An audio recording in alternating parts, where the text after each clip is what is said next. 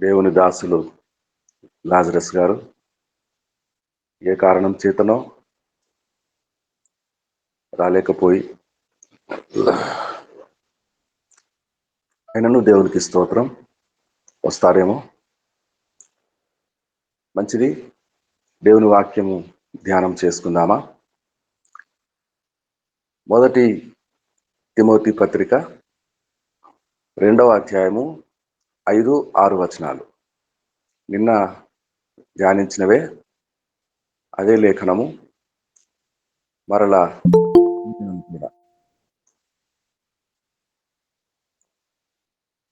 Johnson గారు, praise the lord. మొదటి Timothy పత్రిక అధ్యాయము 2వ వచనములు 5, 6.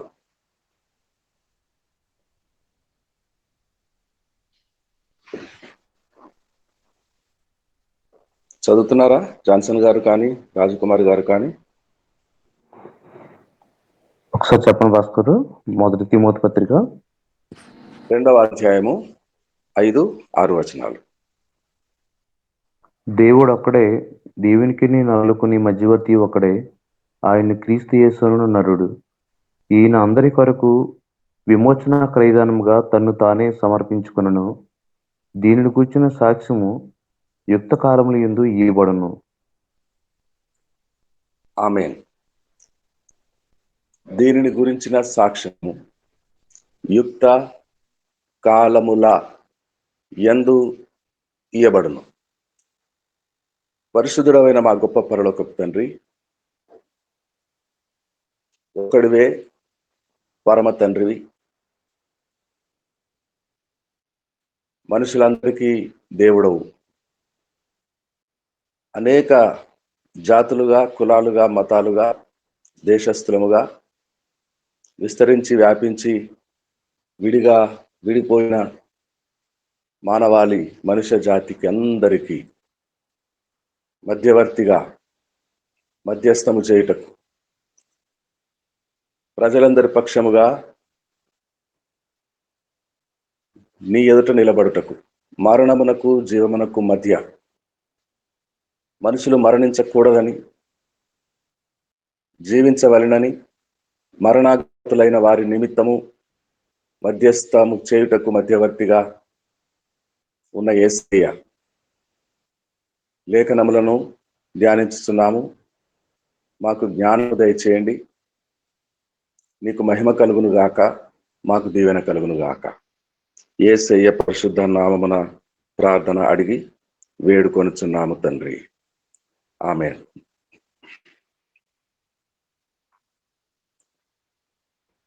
దీనిని గూర్చిన సాక్ష్యము దేవుడు ఒక్కడేనని, మనుషులు అనేకులని, అనేకుల మనుషుల కొరకు మానవాళి యావత్తుకు మధ్యవర్తిత్వం చేయుటకు వచ్చిన యేసు క్రీస్తు అను నరుడుగా వచ్చిన దైవమే, ఆయనే, ఆ ఒక్కడే అందరికీ రక్షణకర్త అని సాక్ష్యము ఇవ్వబడాలి. సాక్ష్యము ఇవ్వబడాలి. నేటికి వందల సంవత్సరాల క్రితము ప్రభుల వారు ఇంకా జన్మించక మునిపే, ఆ మధ్యవర్తి ఒక్కడే ఇంకా అవతరించక మునిపే 700 ఏళ్లకు పూర్వమే ఒకడు సాక్ష్యం పలుకుతున్నాడు. మనందరం తరచుగా చదువుతాము.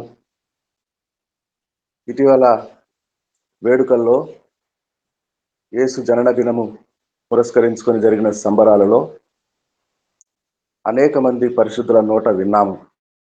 మనము కూడా ధ్యానించాము. ఏలయనగా మనకు, చెప్పండి చదవకు చూడకుండా, ఏలయనగా మనకు యెషయా 9:6 మనకు శిశువు పుట్టెను, yes, ఆయన యందు మనకు సమాధానం కలుగును గాక. తర్వాత 7:14 కన్యక, చెప్పండి.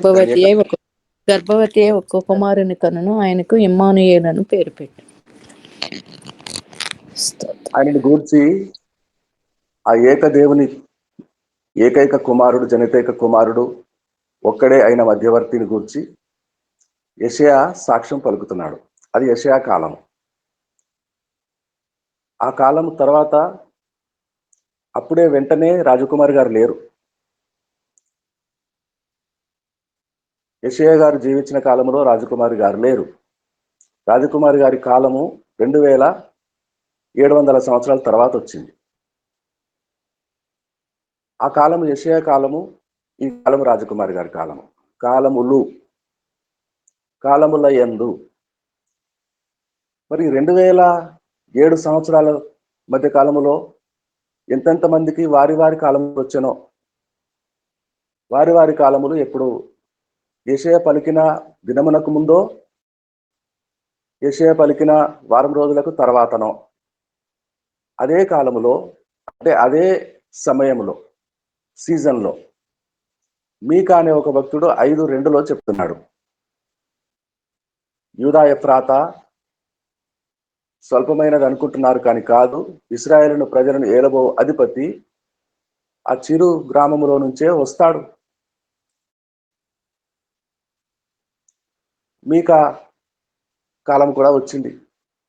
యెషయా కాలము, యెషయా పలికిన సమయ సందర్భము, మీకా పలికిన సమయ సందర్భము. వారు దర్శనము చూచి చెప్తున్నారు.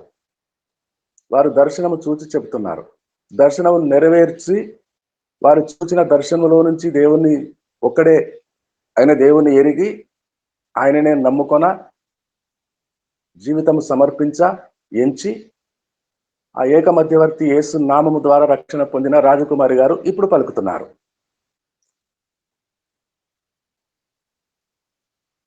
అనేక మంది 6 నెలల ముందు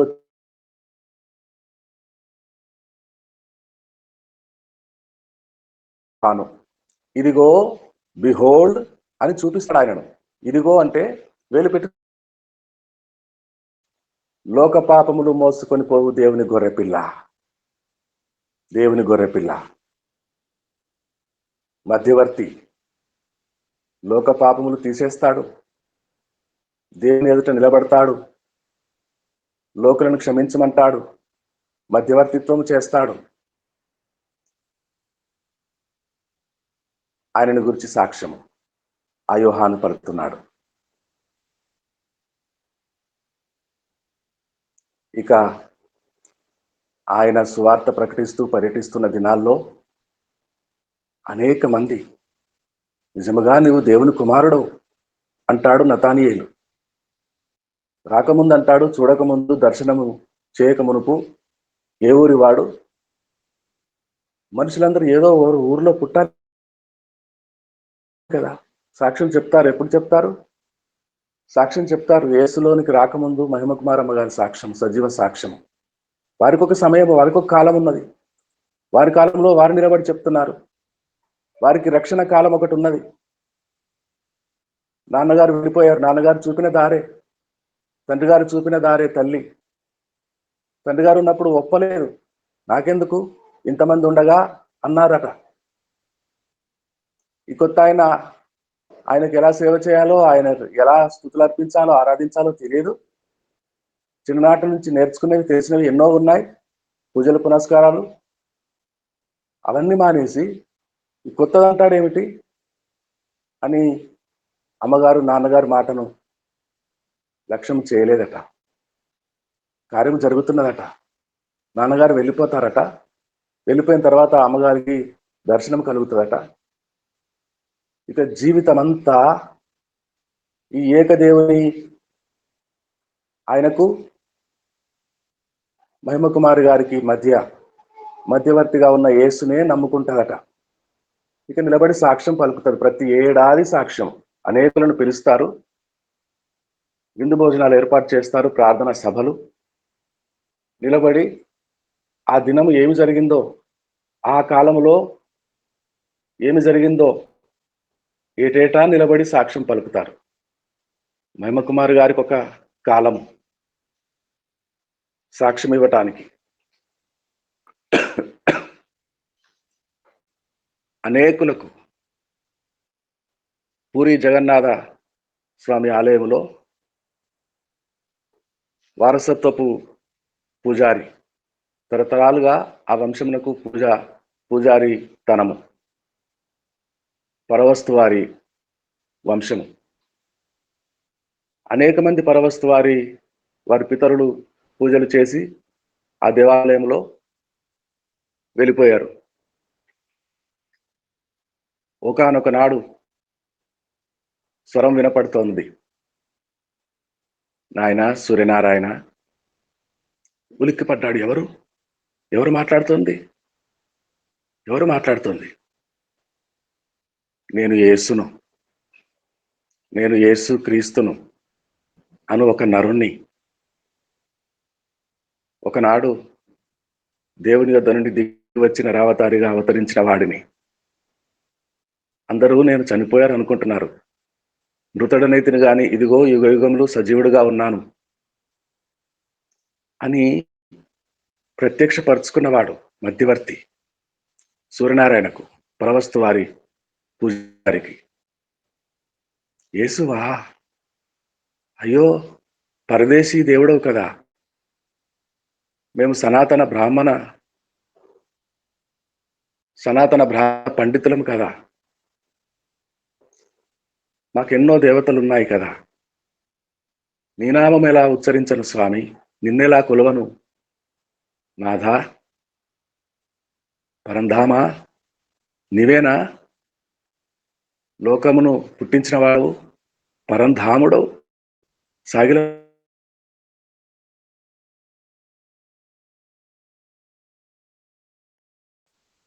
లేచి పశ్చిమ దిశగా వెళ్ళు, సముద్రము తీరం అది.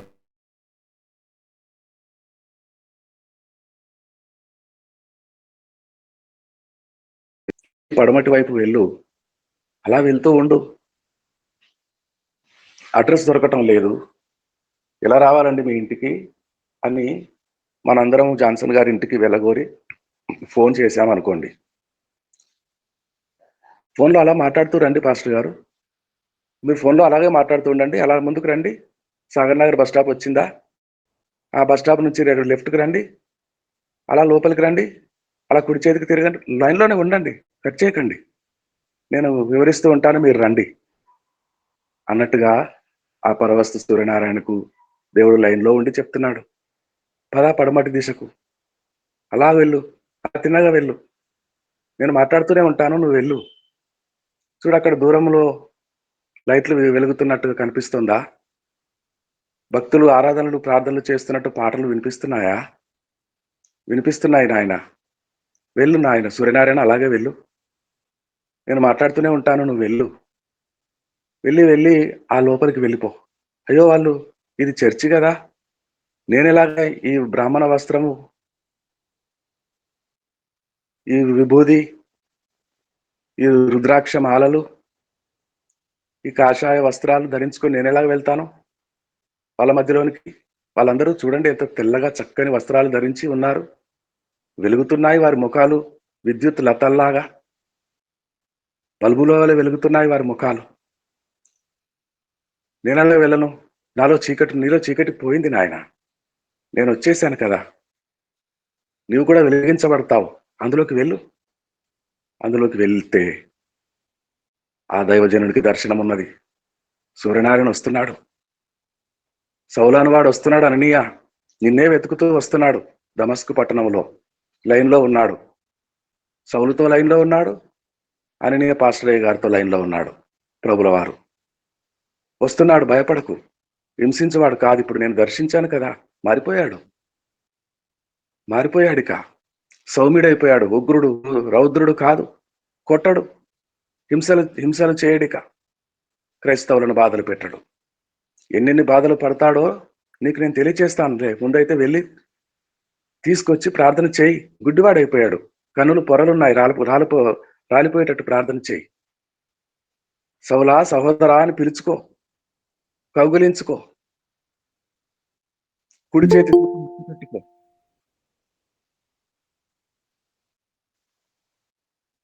అని ఇద్దరికి లైన్లోకి వచ్చేసాడు. జాన్సన్ గారింటికి మనందరినీ తీసుకెళ్ళటానికి లైన్లోకి వచ్చినట్టు సూర్యనారాయణ గారిని తీసుకెళ్ళి ఆ పాస్టర్ గారిని లైన్లో పెట్టి, సూర్యనారాయణ గారిని నీ బట్టలు మార్చుకో, నీ విభూది తుడుచుకో, స్నానం చేసి పో అనలేదు. ఎలా వచ్చాడో అదే స్థితిలో హత్తుకున్నాడు. సౌలును హత్తుకున్నట్టు అననీయ పాస్టర్ గారి వాళ్ళ దమస్కు నగరంలో, పూరి పట్టణ శివార్లలో పట్టుకున్నాడు దేవుడు, అప్పగించాడు దేవుని సేవకునికి, దేవజనునికి. ఆరాధనలో ఉన్నాడు ఆ రాత్రంతా. ఇక మరలా ఎక్కడి నుండి వచ్చనో, ఎక్కడ స్వరము విననో ఆ గుడిలోనికి, ఆ పూరి జగన్నాథ దేవాలయానికి వెళ్ళలేదు. ఇక చర్చిలో ఉన్నాడు. 3 రోజులు సభలవి. భక్తులంతా ఇళ్లలోకి వెళుతారు, సమయాలకు వస్తారు.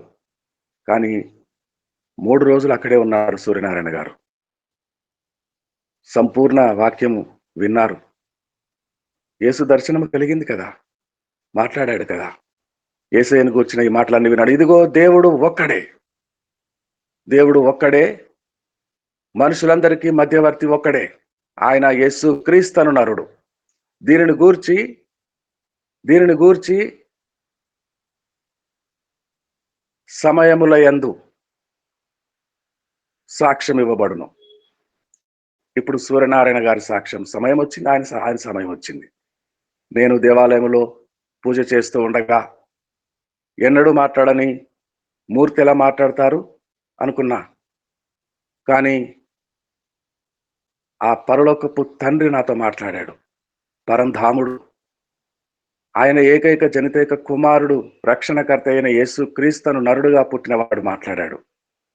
ఆయన చనిపోలేదట. చనిపోయావు కదా నువ్వు అన్నాను నేను. అయితే చనిపోలేదట. ప్రకటన గ్రంథము 1:18లో మాట్లాడాడు. ప్రకటన గ్రంథము 1:18. సమయం తక్కువ కదా, త్వరపడాలి, సహకరించాలి. దేవునికి స్తోత్రం. మొదటివాడును కడపటివాడును జీవించువాడును మృతుడునైతుని కాని ఇదిగో యుగయుగముల సజీవుడనై ఉన్నాను, మరియు మరణం యొక్కయు పాతాళము లోకము యొక్కయు పాతాళపు చెవులు నా స్వాధీనంలో ఉన్నవి. మరణపు యొక్కయు పాతాళము యొక్కయు 2 తాళాలా? వేరు తాళాలా? మాస్టర్ కీ కాదా? రెండిటికి ఒకటే కాదా? మాస్టర్ కీ అయితే ఆ హోల్ లాకింగ్ సిస్టమ్ ఎన్ని లాక్లున్నా ఓపెన్ చేసేస్తుంది. బైక్ నడుపుతాడు జాన్సన్. మాస్టర్ కీ ఉంటే పెట్రోల్ ఓపెన్ చేస్తుంది, ఇగ్నిషన్ ఓపెన్ చేస్తుంది, డిక్కీని ఓపెన్ చేస్తుంది. ఎన్ని లాకులు ఉంటే అన్ని లాక్లను ఓపెన్ చేస్తుంది. కానీ 2 లాకులు, 2 కీస్ యేసు దగ్గర ఉన్నాయి. ఒకటి మరణం, అందరూ మరణించాలి. హెబ్రీ 9:27 ప్రకారం మనుషులందరూ ఒక్కమారు మరణించవాలనని, మృతి పొందవాలనని నిర్ణయింపబడెను. నిర్ణయం పరలోకము. Decision has been taken to die all the mankind once. అందరూ చనిపోవాలి ఒకసారి. అయితే పాతాళంలోకి వెళ్ళే వాళ్ళు ఎవరో, తిరిగి జీవింప చేయుటకు యేసునందు తిరిగి లేచే వాళ్ళు ఎవరో, నిత్య జీవమైన వరమును పొందుకునే వాళ్ళు ఎవరో, నిర్ణయకర్త, అధికారం ఉన్నది ఆయనకు. ఇదిగో మరణించానప్పుడు, యుగయుగములుగా ఇప్పుడు జీవించి ఉన్నాను. యేసు మరణించి తిరిగి లేచాడు కాబట్టి ఇప్పుడు సజీవుడు. అంటే నా మాటలు మీరు వింటున్నారు. మీరు నేను ఆమెనంటే ఆమెనంటారు, చదవమంటే దేవుని లేఖన భాగాలను చదువుతారు. ధన్యులు. మనందరం live. This is live programme. We are alive. మనం జీవించి ఉన్నాము. In the same way Jesus is alive with us today. ఆయన జీవించి ఉన్నాడు, మన మధ్య ఉన్నాడు. మనకు స్పృహ ఉన్నది ఆయన మనతో ఉన్నాడని. మనసులో నాయన తండ్రి అన్న ఉచ్చారణతో మాట బయటికి వచ్చినా, నెమ్మదిగా వచ్చినా, గట్టిగా వచ్చినా, కన్నీళ్లతో వచ్చినా, ప్రాధేయపడుతూ వచ్చినా, ఆరాధిస్తూ వచ్చినా అంతా వింటాడు. మనతో పాటు ఆమెనంటాడు. మధ్యవర్తి కదా, పరమ తండ్రికి విన్నవిస్తాడు మన మొరలు. ప్రతి మొరకు పరమ తండ్రి యేసయ్య ఆమెనంటుండగా సహాయం మనకు పంపిస్తాడు. అయితే నరుడుగా వచ్చాడు. ఆయన యేసు క్రీస్తు నరుడు. అనేకులకు విమోచన క్రయధనముగా తను తాను అప్పగించుకున్నాడు. కాబట్టి మధ్యవర్తి అయ్యాడు. కాబట్టి దేవుడు అంగీకరిస్తాడు. నరుడుగా వచ్చిన నరుడే అయినా పాపులమైన మనలో ఉన్న పాపముల ఛాయ కూడా, కొంత పాపము కూడా ఆయనలో లేకుండెను. పాపరహితుడుగా ఉండెను. 1 పేతురు 2:22. 1 పేతురు 2:22.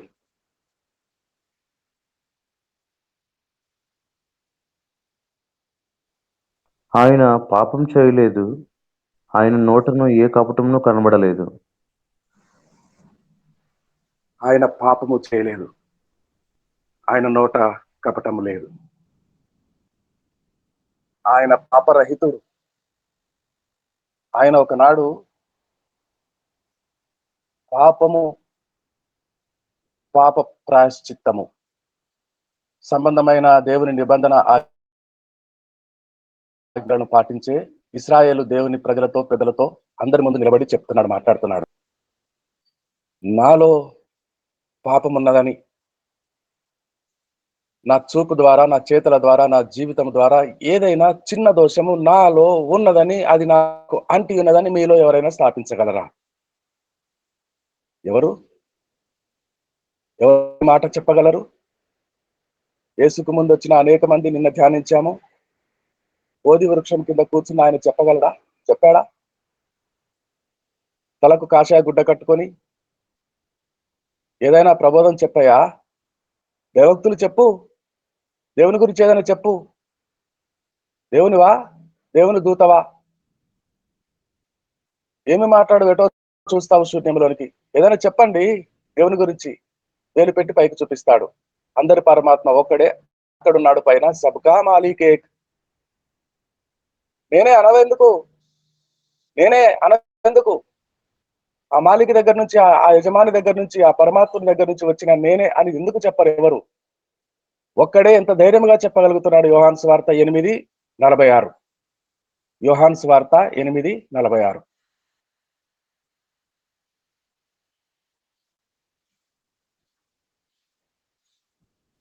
నా యందు పాపమున్నదని మీలో ఎవడు స్థాపించును? నేను సత్యము చెప్పుచున్న యెడల మీరు ఎందుకు నన్ను నమ్మరు? నాలో పాపమున్నదని, నాలో పాపమున్నదని ఎవరు స్థాపిస్తారు? పాపరహితుడు, నిర్దోషి, పాపమెరుగని ఆయనను మన కోసము, లోకుల కోసము, మనుషులందరి కోసము ఆయనను పాపముగా చేశాను. పాపమెరుగడు ఆయన, పవనమూర్తి ఆయన. ఏ పాపమెరుగని పవనమూర్తి. శాపగ్రస్తులమైన మనందరి కొరకు మానున వేలాడవీయబడిన శాపముగా మారెను. మన కొరకు, on behalf of us, because he is the mediator. మధ్యవర్తి పాపరహితుడైతేనే పాపల కొరకు విజ్ఞాపన చేయగలడు. చేశాడు, విమోచన సంపాదించాడు, అందరికీ సమయం ఇస్తున్నాడు ఆయనను గురించి సాక్ష్యం ఇవ్వటానికి. యెషయా, మీకా ఆ మాటలు చదివిన, జ్ఞాపకం చేసిన రాజకుమారి గారు ఆయా దినము వచ్చినప్పుడు నిలబడి సంఘ బిడ్డలందరినీ, అనేకులను ఆహ్వానించి నిలబడి మహిమ కుమార అమ్మగారి సాక్ష్యం, యేసును ఎరిగి, యేసును తండ్రిగా అంగీకరించి జీవితాన్ని యేసయ్య చేతిలో పెట్టి యేసు కొరకే జీవిస్తాను అని సమర్పణ. యేసును పొందే ఉంటారు, యేసును చూచారు. సూర్యనారాయణ యేసును చూచినట్టుగా, అనేక మంది యేసును చూచినట్టుగా మనందరి జీవితాల్లో సాక్ష్యములు ఉన్నాయి. సాక్ష్యంలో ఆయా సమయముల యందు దీని గురించి సాక్ష్యాన్ని ఇవ్వబడవలసి ఉన్నది. మనము అనుగా ఉండకూడదు. ఆ సమాజంలో ఆయన నీతిని గురించి, మన పాపమును గురించి. మన పాపములను నివృత్తి చేయటకు నీతిమంతుడు మధ్యవర్తిత్వం చేయటం గురించి, ఆయన పరిశుద్ధ రక్తమును పట్టుకొని ప్రధాన యాజకుడిగా దేవుని ఎదుట మన కొరకు యాజకత్వం చేయుచున్న యేసును గురించి సాక్ష్యం ఇవ్వాలి. సాక్ష్యం ఇవ్వాలి. శక్తి వచ్చే వరకు కనిపెట్టుకొని ఉండుడి, పనిలోనే ఉండుడి. పరిశుద్ధాత్మ మీకు అనుగ్రహించబడును. అప్పుడు మీరు యెరూషలేములోను, యూదేలోను, గలిలయలోను, లోకమందంతటను మీరు నాకు పాస్టర్లు అయ్యుందురు, ప్రవక్తలు అయ్యుందురు, అపోస్తులు అయ్యుందురు, అంతర్జాతీయ ప్రసంగికులై ఉందురు, అంతర్జాతీయ స్వస్థత వరము పొందిన ప్రవచన వరము పొందిన వారై ఉందురు అని అనలేదు యేసు. మీరు నాకు సాక్షులై ఉందురు. You will be witnessing me. You will be witnessing me. సాక్షులై ఉందురు. దీని గురించి సాక్ష్యం ఇవ్వబడాలి. ఏకదేవుని ఎరిగిన వారమై మనలో పాపమున్నదని తెలుసుకొని దీన్ని కడుక్కునే ఏకైక మార్గం యేసేనని, ఎందుకంటే ఆయన మధ్యవర్తిత్వం చేయుటకు దేవుని వద్ద నుండి వచ్చిన దైవకుమారుడైన నరుడుగా పుట్టినవాడని, ఆయనకు నరుడుగా పేరు పెట్టబడిందని యేసు అని, యేసు క్రీస్తు నరుడని, ఆయన నా కొరకు మధ్యవర్తిత్వం చేయుటకు నా వంటి పాపం ఆయనలో లేనివాడని, పాపరహితుడని, దోషమే లేనివాడని, నిర్దోషి అని మనం పూర్తిగా తెలుసుకున్నాం. అనుభవపూర్వకంగా తెలుసుకున్నాం. అనుభవపూర్వకంగా యేసును అనుభవించటను బట్టి 2 పేతురు 1:2 2 పేతురు 1:2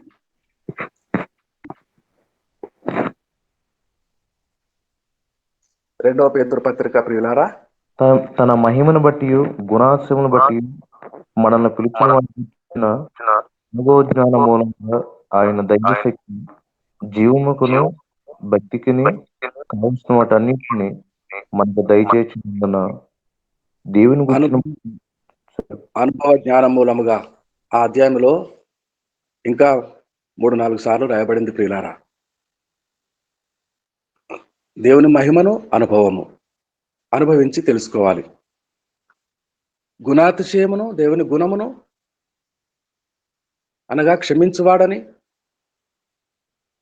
మహిమగల దేవుడని మహిమను అనుభవించాలి. క్షమను పొందుకోవాలి. నిర్దోషత్వమును, నీతిమంతమును యేసు రక్తం చేత పొందుకోవాలి. అనుభవపూర్వకంగా పొందుకోవాలి. ఫీలింగ్ ఉండాలి మనలో. యేసు రక్తమును కడుగుకొని యేసు రక్తపు అప్పచ్చి నెత్తురు, శిలువలో స్రవించిన నెత్తురు, ఆ ఉడుకు ధనము, ఆ వెచ్చని ధనము అనుభవంలోనికి రావాలి. మనం ఆ రక్తంలో మునిగాము. ఆ రక్తము చేత కడగబడ్డాం. మనము అనుభవంలో ఉన్నది మనకు. ఆయన ప్రేమ అనుభవము, ఆయన కృప అనుభవము, అనుభవము ప్రతిదినము అనుభవిస్తూ ఉండాలి. ఆయనను అనుభవించాలి. ఆయన మహిమను, ఆయన గుణాతిశయములను, ఆయన వలనైన రక్షణ, మనకు దక్కిన నీతి, మనకు పొందిన దర్శనము, సేవా పిలుపు, విశ్వాసము, నిరీక్షణ, ఆయన యుద్ధ నుండి మనకు కలిగినవన్నీ ఇవి ఒకప్పుడు లేవు కదా. ఇవి లేనివాడు కదా పరవస్తు వారు. ఇప్పుడు ఇవన్నీ ఉన్నాయి, వచ్చినాయి, అనుభవిస్తున్నారు, సాక్ష్యం చెప్తారు. యుక్త కాలములందు, యుక్త కాలము వచ్చింది పరవస్తు గారికి, యుక్త కాలం వచ్చింది మహిమ కుమారి గారికి, యుక్త కాలం వచ్చింది జాన్సన్ గారికి. యుక్త కాలము అందరికీ యుక్త కాలములు వస్తాయి. నిలబడుతున్నారా? సాక్ష్యం చెబుతున్నారా? అనుభవించారా? దైవ మహిమను, దైవ కృపను, క్షమను, నీతి పరిశుద్ధతలను, విశ్వాస నిరీక్షణలను, పరిశుద్ధుల సహవాసమును అనుభవిస్తున్నారా? అయితే యుక్త కాలం వచ్చింది. మీరు కూడా సాక్ష్యం చెప్పాలి, పలకాలి, సాక్ష్యం ఇవ్వబడాలి. అందరూ వారికి ఇవ్వబడిన యుక్త కాలముల యందు నిలబడాలి, సాక్ష్యము ఇవ్వబడాలి. సాక్షులమై ఉండాలి మనం. బూదిగంతముల వరకు అన్నాడు. అంటే గ్రామాలు, ప్రాంతాలు, సరిహద్దులు దాటుకుంటూ పోవాలి. అనేక ప్రాంతాలకు పోవాలి. ఉన్న చోట యుక్త కాలం వచ్చింది, నీ టైం వచ్చింది. This is your time. Once upon the time was for Isaiah, Micah, John the Baptist, Martin Luther, Billy Graham, Devadasaiah garu Mungamuru, భక్త సింగ్ గారు, పరవస్తు గారు, అమ్మగారు మహిమకుమారమ్మ గారు. నీ టైం వచ్చింది, నా టైం వచ్చింది. This is the time for me, suitable time, యుక్త కాలం. దాటిపోనివ్వదు సుమి, కాలం నెరిగి జ్ఞానులమై మనము కూడా సాక్ష్యం ఇవ్వవలసి ఉన్నది. మనం ఎరిగిన ఆ పరమ తండ్రి, ఏకైక దేవుడు, మధ్యవర్తి రక్షకుడు యేసుక్రీస్తు ప్రభుల వారు సాక్ష్యము ఇవ్వవలసిన సమయం ఇది. నీ కొరకు, నా కొరకు. ప్రార్థన తాడేపల్లిగూడెం పట్టణం నుండి మహిమకుమారమ్మ గారు.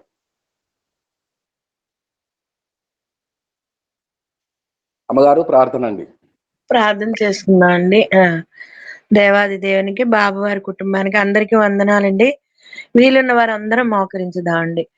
మహాపరిశుద్ధుడా, పరలోకపు తండ్రి, నీకు వందనాలు, స్తోత్రాలు తండ్రి. మరి యొక్క దినం ఉచితమైన మహాదయ, కృప, ఆయుష్కాల కిరీటములు మాకు అనుగ్రహించి యేసువైపు చూచని సహవాస సన్నిధానానికి రావడానికి, నీ బలిపీఠం చెంత నాయన చేర్చబడ్డానికి మాకందరికీ ఉదయకాలం తెలుగు ఆరాధన ద్వారా ఎంతో సహాయం చేసావు తండ్రి. మరి పాటల ద్వారా, ప్రార్థనల ద్వారా, వాక్య లేఖన భాగ వివరణ ద్వారా తండ్రి ఎంతగానో మమ్మల్ని నా తండ్రి బలపరుస్తున్నావు దేవా. నీకు వందనాలు, స్తోత్రాలు తండ్రి. నాయన ఎంతో గొప్ప కార్యములు నాయన మా పక్షముగా జరిగిస్తూ నా తండ్రి మమ్మల్ని నిలబెట్టుకుని తండ్రి నాయన ఈ రీతిగా మా ద్వారా తండ్రి అనేక మందిని వెలిగించడానికి కూడా ఇష్టపడిన తండ్రి నాయన.